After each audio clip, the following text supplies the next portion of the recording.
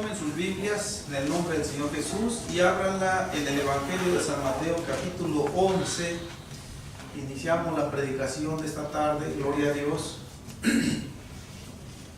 En Mateo capítulo 11,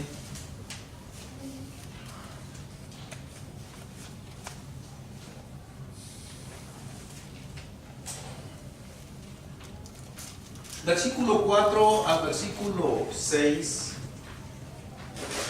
Voy a leerlo yo en voz alta, como suelo hacerlo. Ustedes sigan con su vista. Dice así en el nombre del Señor Jesús: los ciegos ven, los cojos andan, los leprosos son limpiados, los sordos oyen, los muertos son resucitados, y a los pobres es anunciado el Evangelio. Y bienaventurado es el que no halle tropiezo en mí. Amén, mis hermanos. Tomen su asiento, gloria a Dios. Estas palabras que acabamos de leer, el Señor las mencionó de una manera deliberada. Se las manda a decir a Juan el Bautista, que estaba preso en la cárcel. No sabemos qué cárcel, la palabra de Dios no nos dice. La narración histórica nos dice que era una cárcel que tenía en el sótano el rey Herodes Antipas, el que lo había mandado a apresar, y que allí estaba preso, pero eso no trasciende en el lugar en donde haya estado. No necesitamos nosotros saberlo, gloria a Dios. Por eso es que Mateo no lo describe aquí, nada más nos dijo que estaba en la cárcel, gloria a Dios. Pero el Señor Jesús manda esta respuesta de una manera deliberada tanto a Juan el Bautista como a aquellos judíos que estaban escuchando allí, gloria a Dios, y que fueron palabras que venían de una voz profética del Viejo Testamento, concretamente del libro de Isaías, que ya leímos esa cita bíblica en la predicación pasada, en Isaías 35, y que todos aquellos que escucharon estas palabras que el Señor Jesús mencionó, en lugar de haberle mandado decir a Juan, dígale que sí, yo soy el Mesías, no, el Señor Jesús les pronuncia estas palabras, y aquellos que las escucharon sabían que eran palabras que evidenciaban que las profecías acerca del Mesías ya estaban cumpliéndose en esos días, y que precisamente el Señor Jesucristo era ese Mesías de quien Isaías había profetizado, gloria a Dios. Aquí hay un detalle que no quisiera pasarlo por alto. Cuando nosotros leímos Isaías 35 y 61, no habló el profeta Isaías en ninguna de esas dos profecías acerca de la resurrección de los muertos. Si habló de la vista de los ciegos, de la sanación de los cojos, de los leprosos limpiados, de los sordos, etc., y de la anunciación del Evangelio que se pronunció ahí en Isaías 61:1, pero los profetas no mencionaron nada de la resurrección de los muertos en la venida del Mesías. Entonces el Señor Jesús pone esta maravilla, este milagro que también se estaba llevando a cabo. Nosotros, cuando pasamos por el capítulo 9 de este mismo Evangelio, acordémonos que un principal de la sinagoga, más bien un principal, no dice de la sinagoga, aunque Lucas sí lo dice, le pidió que resucitara a su hija. Voy a leerlo textualmente en el capítulo 9. versículo 18. Mientras él les decía estas cosas, vino un hombre principal y se postró ante él, diciendo: mi hija acaba de morir, mas ven y pon tu mano sobre ella y vivirá. Más adelantito vemos que el Señor resucitó a esa niña.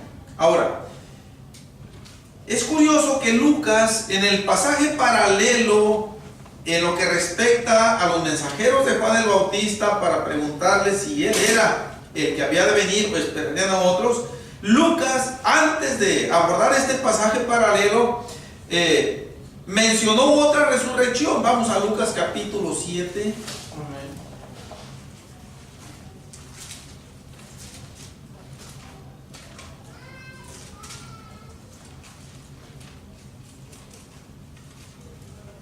Versículo 11 en adelante.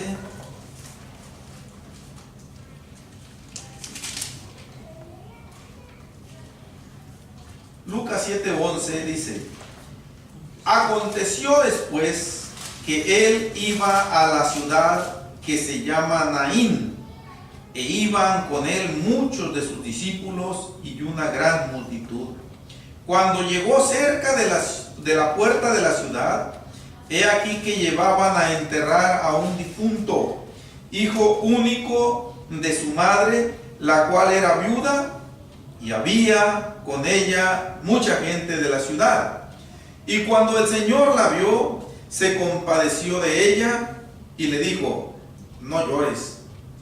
Y acercándose, tocó el féretro, y los que lo llevaban se detuvieron, y dijo: joven, a ti te digo, levántate. Entonces se incorporó el que había muerto y comenzó a hablar, y lo dio a su madre. Amén, hermanos. Hasta ahí nada más. Dos resurrecciones estamos viendo aquí. Por lo pronto hubo más.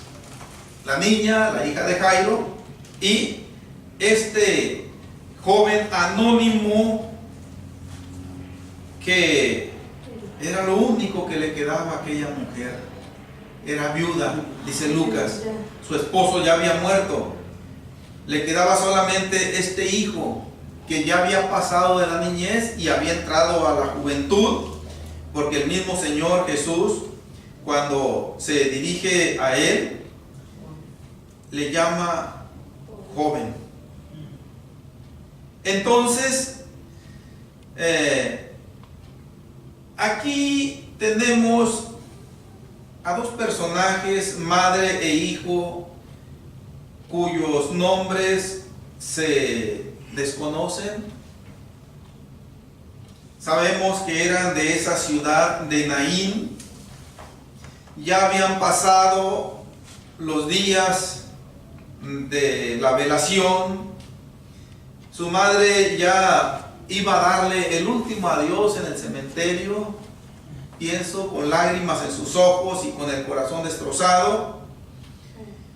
Y pues había en aquella mujer, aunque Lucas no lo menciona, de alguna manera está implícita la mención de que aquella mujer se sentía completamente destrozada, abatida, cuando dice hijo único de su madre, la cual era viuda.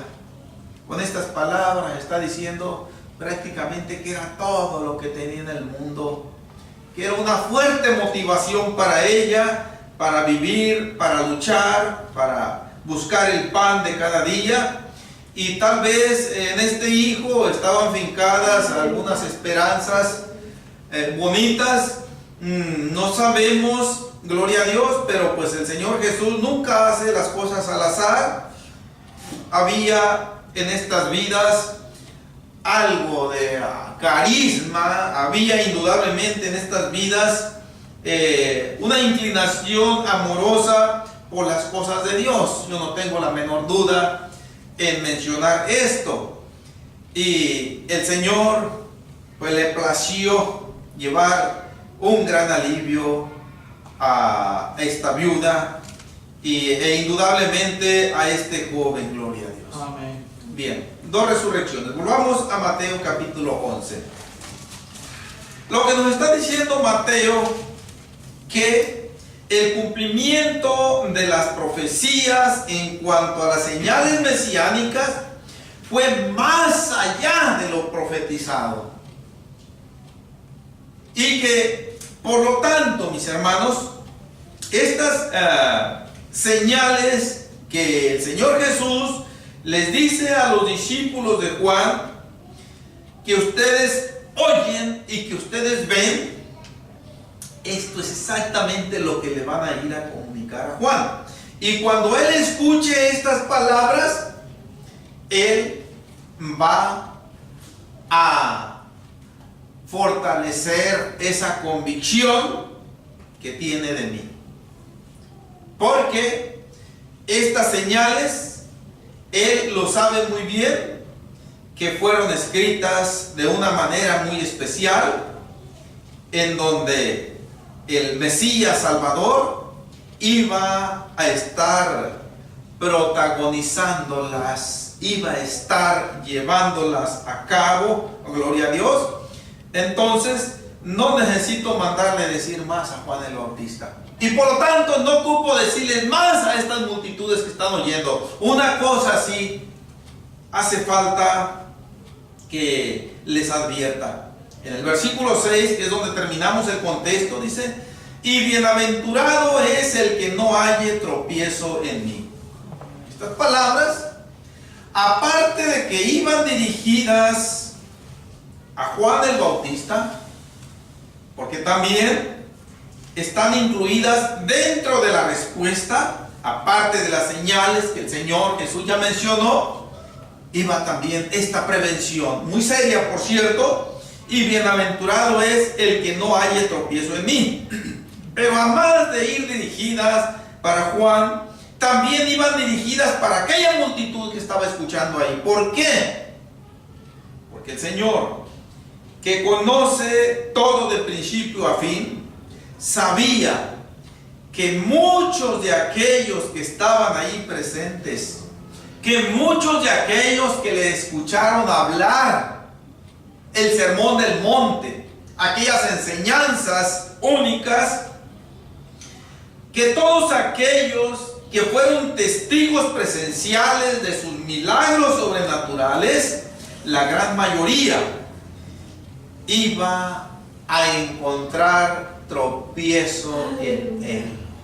Y esa iba a ser la mayor desgracia que les iba a acontecer en toda su existencia. ¿Por qué? Porque encontrar tropiezo en el Señor equivale a dudar de Él, equivale a mostrar incredulidad en cuanto a que Él realmente sea lo que es. Y por lo tanto, de una manera automática, yo puedo decir, la persona que encuentra tropiezo en el Señor Jesús se está inclinando irreversiblemente hacia la misma perdición eterna, hacia la misma condenación. Pero aquel que no haya tropiezo en él, dice, es bienaventurado. Va a enfrentar muchas críticas, burlas, rechazos, cárceles, persecuciones y aún la misma muerte, pero se va a mantener firme. Amén. Y eso le conlleva a una grande bienaventuranza. Aquella bienaventuranza, creo que el Señor Jesús no consideró necesario mencionarla, porque Él mismo la describe en el Evangelio de varias maneras. Respecto a las 5 vírgenes prudentes que tuvieron entrada con Él. Respecto al juicio de las naciones que nos habla en el capítulo 25 de este mismo Evangelio: venid benditos de mi Padre. El apóstol Pablo lo mencionó también cuando dijo allá en 2 de Timoteo 4, 6 y 7.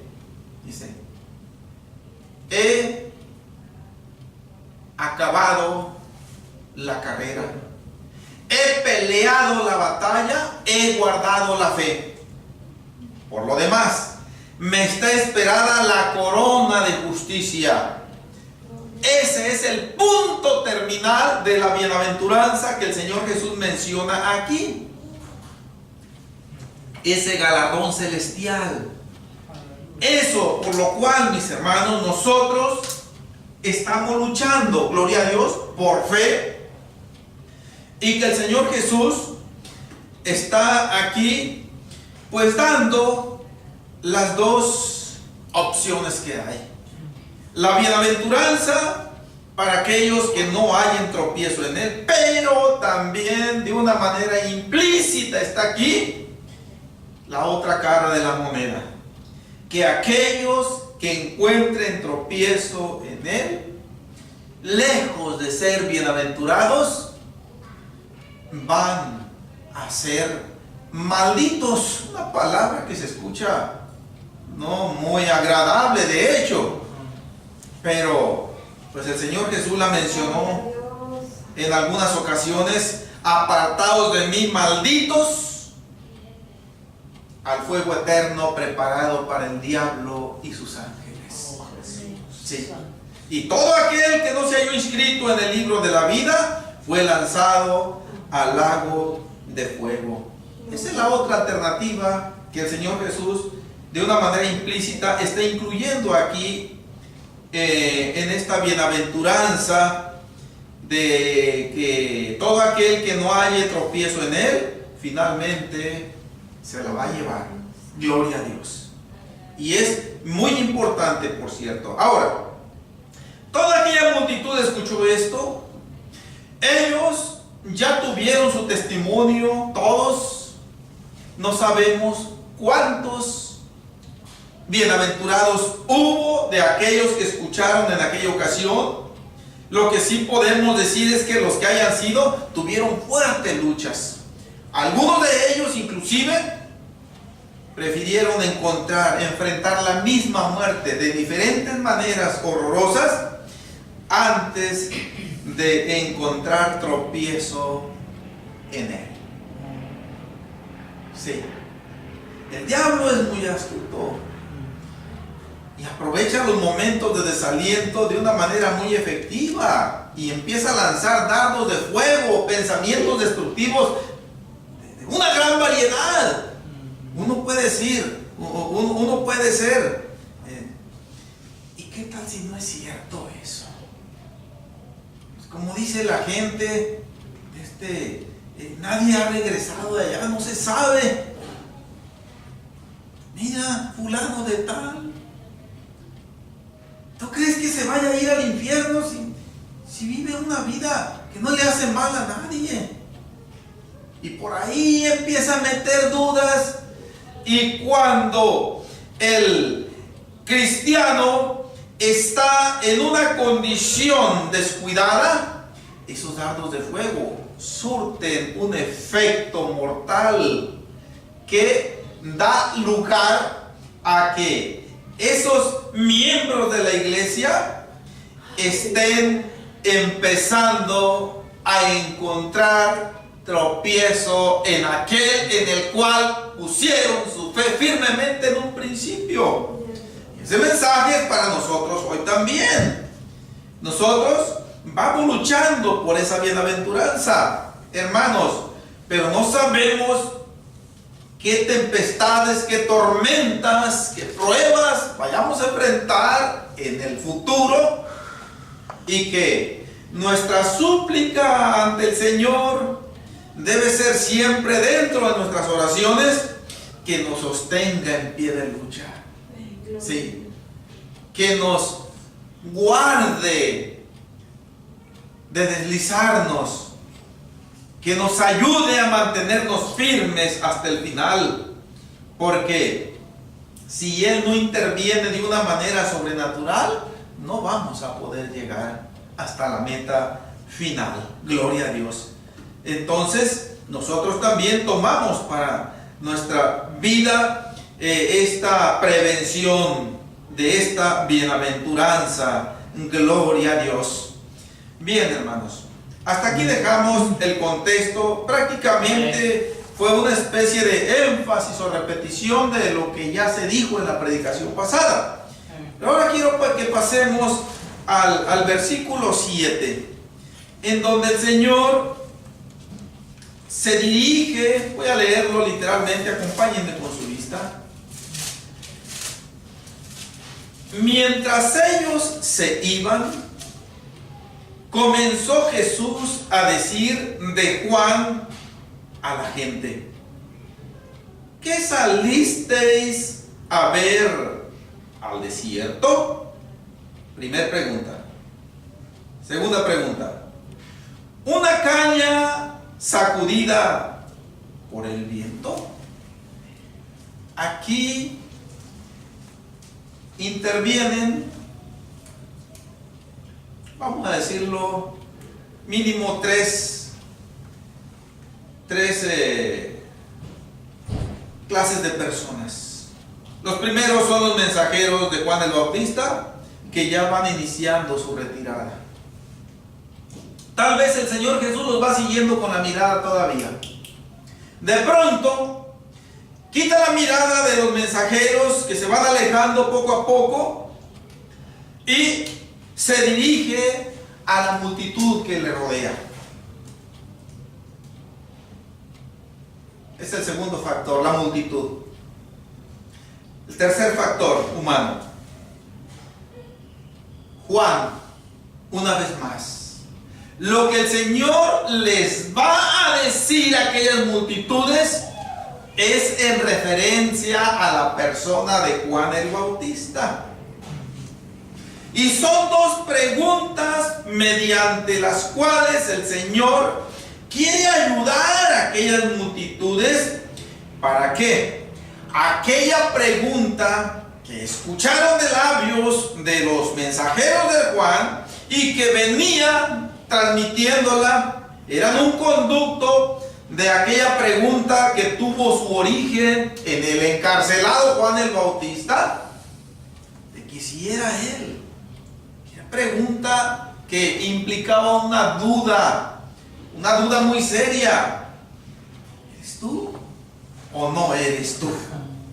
Ahora, aquella multitud escuchó aquella pregunta. Aquella multitud conocía a Juan el Bautista, cuando menos la gran mayoría lo conoció.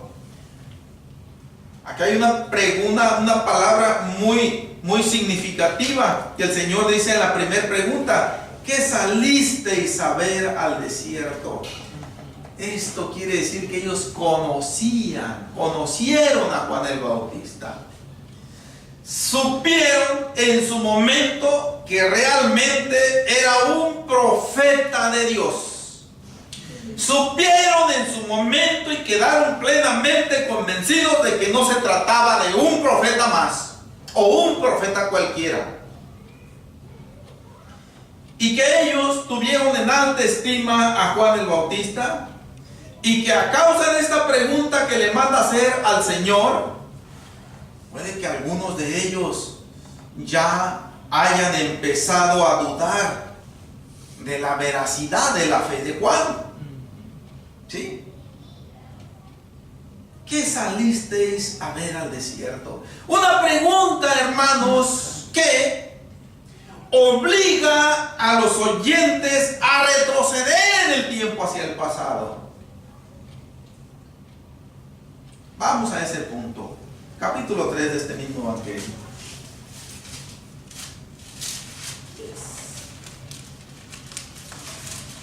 Amén.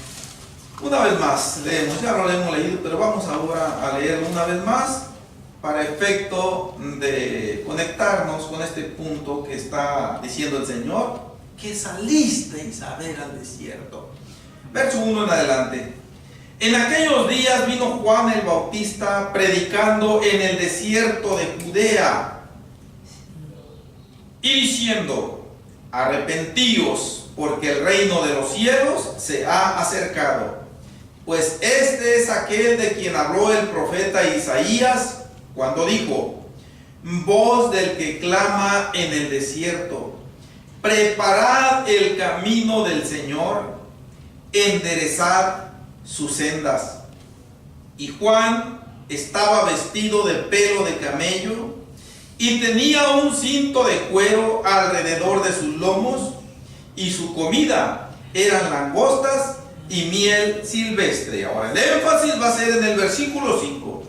Y salía a él Jerusalén y toda Judea y toda la provincia de alrededor del Jordán. Son palabras simbólicas. Salía a él. Señor Jesús, acordémonos lo que les preguntó: ¿qué salisteis a ver al desierto? ¿Sí? En aquellos días vino Juan el Bautista predicando en el desierto de Judea.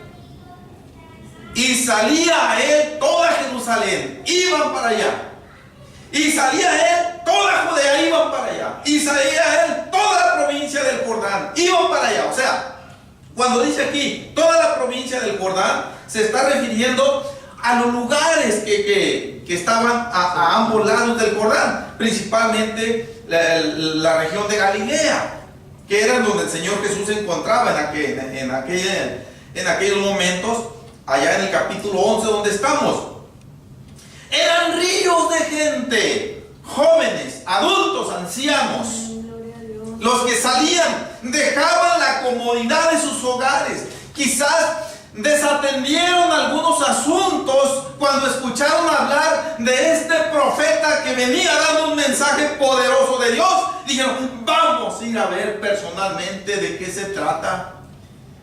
Y cuando llegaban a Juan, se daban cuenta de que realmente traía un mensaje que hacía más de 400 años no se escuchaba en Israel. Sí. Aproximadamente 4 siglos el Señor silenció a sus profetas. No es que no haya habido profetas de Dios en ese entonces. Simple y sencillamente, y hago aquí una observación que hice en predicaciones pasadas, aquellos profetas estaban testificando de Dios con su silencio. Todos, absolutamente todos. En parte, mis hermanos, a esto se refirió la profecía de Amós, aquella profecía que ya hemos leído en varias ocasiones. Amós capítulo 8.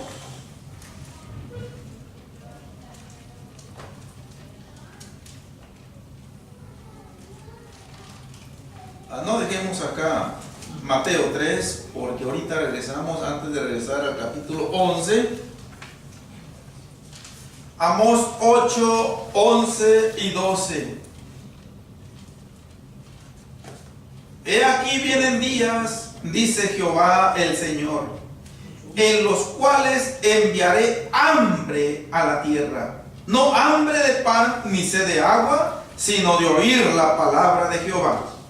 E irán errantes de mar a mar, desde el norte hasta el oriente discurrirán buscando palabra de Jehová, y no la hallarán. Esta voz profética tiene diferentes alcances, y uno de ellos es precisamente aquellos 4 siglos de silencio de que nos narra la historia bíblica que hubo desde las últimas profecías del Viejo Testamento que tenemos ahí en el libro de Malaquías, hasta la entrada en escena de Juan el Bautista con el mensaje de parte de Dios que traía. Volvemos a Mateo 3. Cuando dice salía a él Jerusalén y toda Judea y toda la provincia de alrededor del Jordán, se está refiriendo que todos sus habitantes, excepto una pequeña minoría, salió a cerciorarse de la veracidad de lo que se decía de este profeta. Cada narración de Mateo, en todo su evangelio, y obviamente en este capítulo 3, los versículos que hemos leído, respecto a la profecía, respecto al atuendo de Juan, tiene un porqué, hermanos. No están aquí nada más así porque sí, gloria a Dios. Y aquí estamos nosotros conectando una de esas razones. Salieron aquellas multitudes a escuchar hablar a Juan el Bautista. Tal vez cuando salieron de sus hogares, obviamente no tenían una sólida convicción de que realmente fuera un profeta de Dios, un mensajero de Dios. Pero cuando le escucharon hablar, gloria a Dios, ellos quedaron convencidos. Y lo tenían en Mateo capítulo 14, si no estoy equivocado, hay una descripción de Mateo aquí.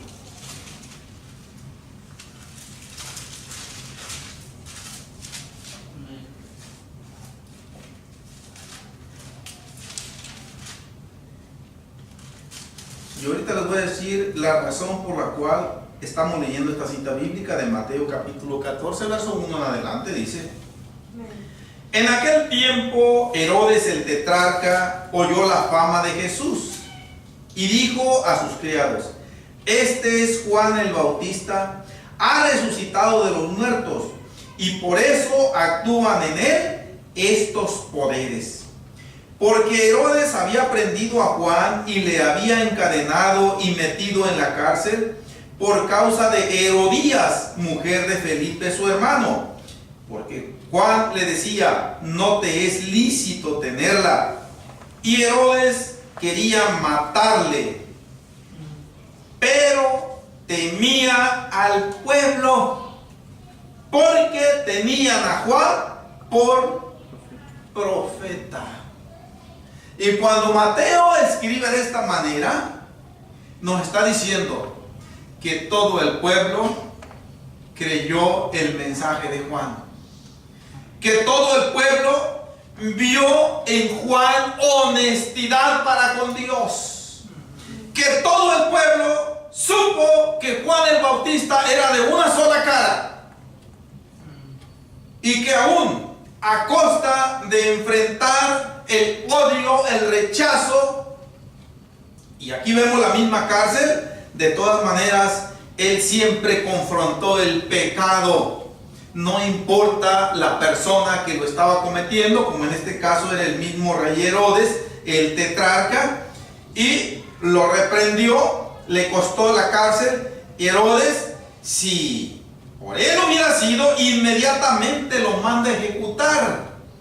Pero él sabía que todo el pueblo tenía a Juan por profeta, que todo el pueblo se le iba a levantar y se le iba a echar encima, y por eso no lo mandó matar, mejor lo tuvo encarcelado. Y esto nos está diciendo porque tenían a Juan por profeta, que lo tenían en alta estima, porque ellos vieron que traía un mensaje de veras de parte de Dios.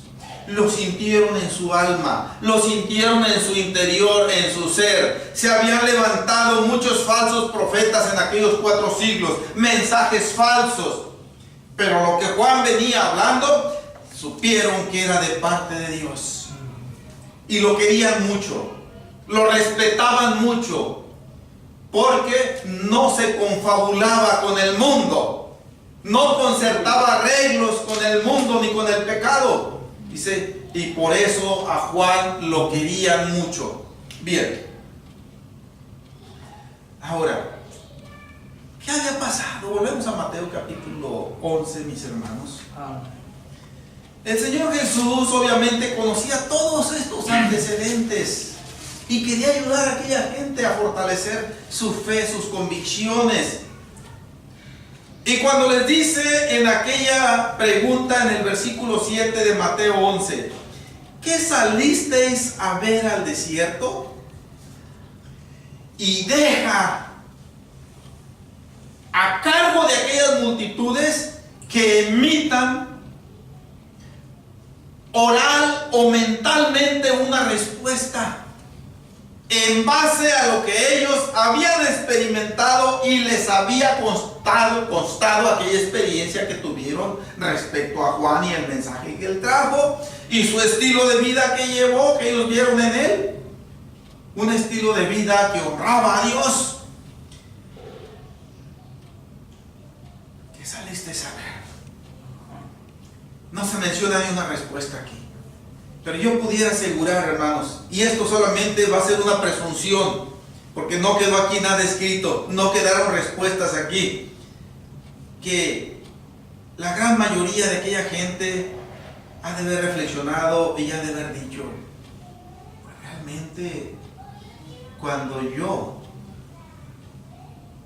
tuve la oportunidad de escuchar a Juan el mensaje que traía y de verlo a él, yo experimenté en mi vida algo que no había experimentado nunca. Yo en ese tiempo pasado, yo tuve por cierto de que Juan era un mensajero de Dios. Y por eso yo dejé la comodidad de mi casa en aquel entonces y me fui también a escuchar a Juan al desierto de Judea. Sí, yo no salía a ver cómo. Enseguida viene la segunda pregunta. Dice, ¿una caña sacudida por el viento? Esta pregunta, mis hermanos, las dos preguntas tienen un efecto bien claro de parte de Dios. Llevaban un objetivo bien especial. Ya vimos el primero. ¿Qué salisteis a ver? No salieron por cualquier cosa ustedes. No salieron nada más por el mero hecho de satisfacer una concupiscencia chismosa. No, salieron porque supieron que realmente venía palabra de Dios en la persona, en la vida de Juan. Ahora, ¿qué está pasando ahora con ustedes? Esta pregunta lleva ese reproche. ¿Una caña sacudida por el viento? Esta pregunta es de las que llevan la respuesta implícita. Aquí no está escrita. ¿Una caña sacudida por el viento? En base a la primera pregunta que ya más o menos la exploramos, el Señor sabía que la segunda pregunta, todos aquellos que le estaban escuchando la iban a entender.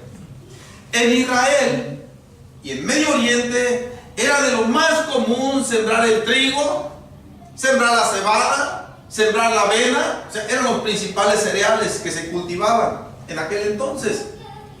Y ya ellos tenían la experiencia, principalmente cuando la planta ya crecía y echaba la espiga, que el más leve viento que soplara las mecía. Hasta hacía olas en los sembradíos. Muchas veces son tan frágiles las cañas, esos tallitos son tan frágiles que ya no se levantan. Quedan los sembradíos tirados en el suelo. Inclusive yo he tenido la experiencia de ver eso. Tengo la experiencia cuando salgo a caminar acá por el Peña Adobe, los pastizales todos barridos por el viento. Si no hubiera viento, estuvieran bien derechitos. Ahora, esa clase de hombres, ustedes salieron a ver en aquel entonces, le está diciendo el Señor. Ustedes salieron a ver a alguien que era muy fluctuante, que era muy cambiante en su manera de ser. ¿Ustedes experimentaron eso en Juan? Las respuestas, bueno, menos mentales, Juan nunca fue así. Lejos de ser una caña sacudida por el viento, Juan el Bautista siempre lo vimos como un fuerte roble, como una fuerte encina. Esas que estaban en el Líbano, en el Carmelo, que no se mueven aunque pase el más fuerte vendaval. Así nosotros conocimos a Juan el Bautista. Amén. Esta pregunta llevaba el énfasis de fortalecer a aquellos débiles judíos que habían empezado a dudar de Juan. Pero aparte, el Señor llevaba otro objetivo más.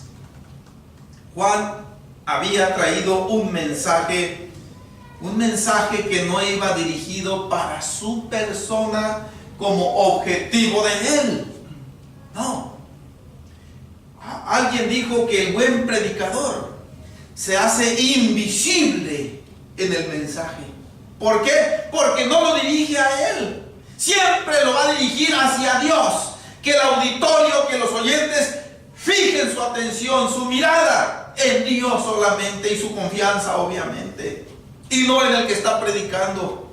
Y así es como Juan se condujo. Amén. Gloria a Dios. Antes de pasar a más adelante, acompáñenme a a Juan capítulo 1, Evangelio de Juan capítulo 1.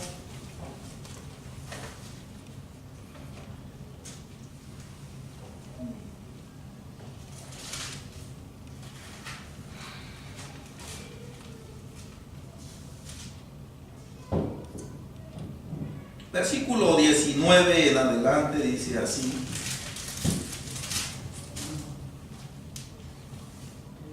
Este es el testimonio de Juan, cuando los judíos enviaron de Jerusalén sacerdotes y levitas para que le preguntasen: ¿Tú quién eres?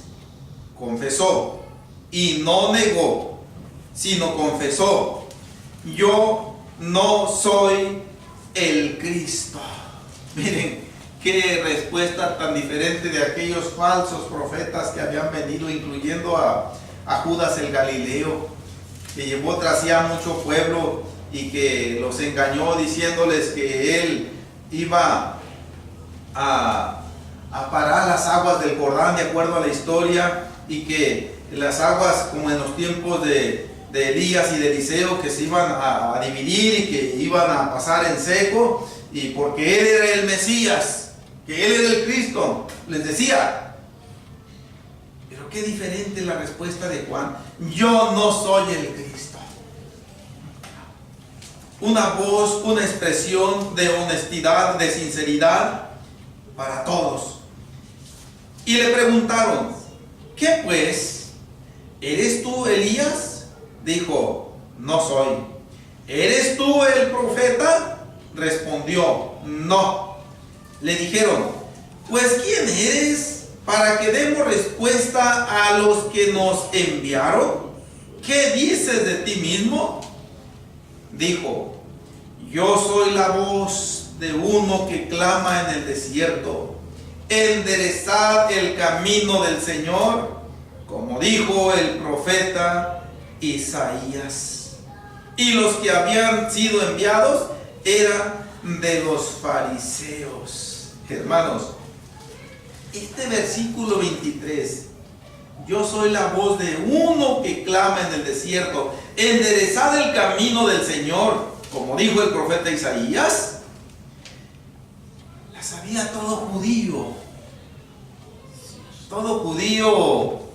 devoto, todo judío celoso de la ley. Sabía que antes de la llegada del Mesías iba a ser enviado un profeta, un elemento humano. Y aquí Juan dice: yo no soy profeta. Se esconde él, porque él no quiere que la gente centre su atención en él. Él quiere que la gente centre su atención en aquel para el cual él vino a preparar el camino. ¿Es Elías? No soy Elías. No pongan su mirada en mí. Con estas respuestas Juan les está diciendo, de hecho, no pongan su atención en mí, en mi persona, más que nada en el mensaje que yo les estoy dando. ¿Qué dice mi mensaje? ¿Hacia dónde los quiero llevar con lo que yo les estoy diciendo? Bien, yo soy la voz de uno que clama en el desierto. Era una profecía de Isaías que lo sabía, hablando hiperbólicamente, la sabía todo el pueblo de Israel. y sabía que cuando éste llegara es porque el Mesías ya estaba aquí. Y él lo que estaba haciendo, de alguna manera pudiéramos hacer la comparación. Cuando llegaban en el tiempo antiguo, y todavía en algunos lugares, inclusive en este país, cuando se sabe que va a venir el presidente de la nación o un alto funcionario del gobierno, hacen los preparativos en dónde se va a hospedar, mandan 2 o 3 días de anticipación, gente del gobierno para que revise bien el edificio, el hotel, con aparatos, que no haya por ahí alguna bomba escondida, no queremos sorpresas, hay cada loco aquí. Checan los lugares de alrededor, a ver en dónde se puede esconder algún francotirador, y apostan, colocan elementos de seguridad, bien todo, no se miran esos, pero están ahí. O sea, mandan preparar el terreno. ¿Por qué? Porque va a llegar el monarca. Y Juan el Bautista dijo: pues yo vengo a preparar el terreno porque viene el rey de reyes, el monarca de monarcas. Y yo les estoy preparando el terreno para que cuando él llegue, ustedes estén listos. Que no los vaya a agarrar desprevenidos. Y los que habían sido enviados, terminé el contexto, eran de los fariseos en el versículo 24. Con esto, Juan quiere llamar la atención nuestra y la de aquellos que le escucharon, que los que habían sido enviados eran gente que conocía la palabra de Dios, que sabía de las profecías, y que cuando escucharon decir a Juan: yo soy la voz de uno que clama en el desierto, sabían de quién se trataba. Volvamos a Mateo, mis hermanos, aunque el tiempo ya se nos está terminando.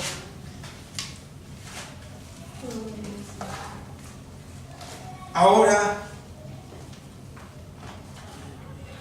pienso que en muchos, cuando menos en aquel momento, el Señor Jesús logró el objetivo perseguido. Los ayudó a salir, quizás como Juan, de aquel momento de duda, y volver otra vez a reafirmarse en el recto camino que habían emprendido para esperar al Mesías y para recibirlo, gloria a Dios, como él debía ser recibido, gloria a Dios. No sabemos si hubo algunos que siguieron dudando de Juan, ni tampoco necesitamos saberlo, pero lo que sí, mis hermanos, ahora lo que este predicador quiere hacer es dirigir esto para nosotros, el mensaje también para nosotros. De nada nos serviría ver qué pasó con aquellos, cómo reaccionaron. No, a nosotros, mis hermanos, también nos interesa, gloria a Dios, saber cómo es que nosotros reaccionamos ante el mensaje de la palabra de Dios. Cómo nosotros conceptuamos o calificamos o enjuiciamos inclusive a hermanos que cometen en ocasiones errores. Que nunca vayamos a decir: esta es una caña sacudida por el viento, cualquier vientecito lo mueve. No, ya he hecho yo el énfasis, y creo que todos estamos en este entendido, de que de alguna o de otra manera le fallamos al Señor.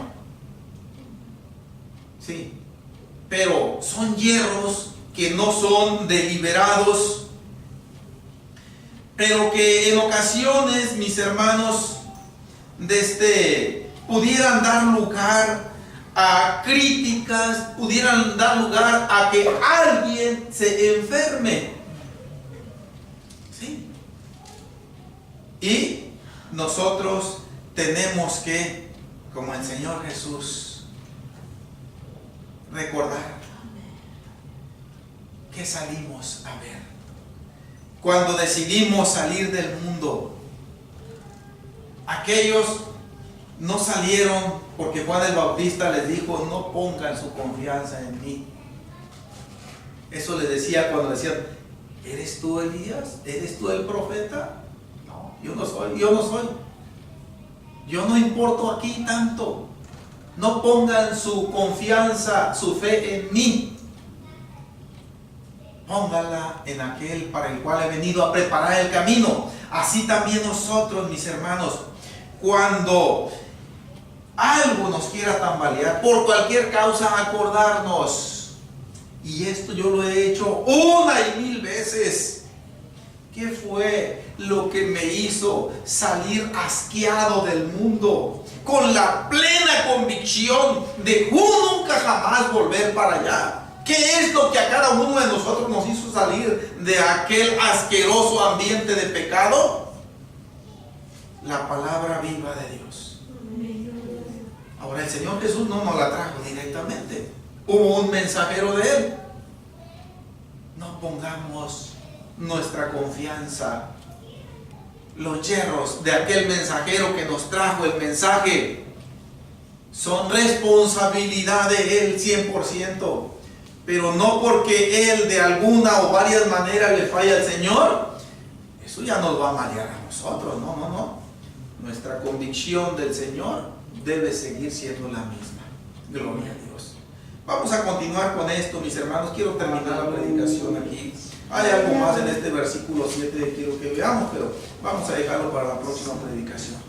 Y que el Señor nos ayude. Gloria a Dios, mis hermanos. El Señor siempre va en serio.